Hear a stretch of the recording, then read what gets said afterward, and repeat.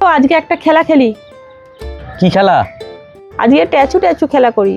যে জিতবে সে ঘরের কোনো কাজ করবে না, আর যে হেরে যাবে সে ঘরের রান্না করা, কাজ করা, সমস্ত কাজ সে করবে।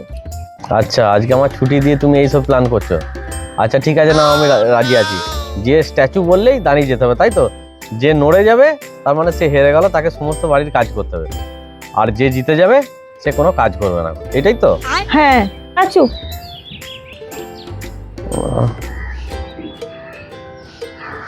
দাঁড়াও, মজা দেখাচ্ছে।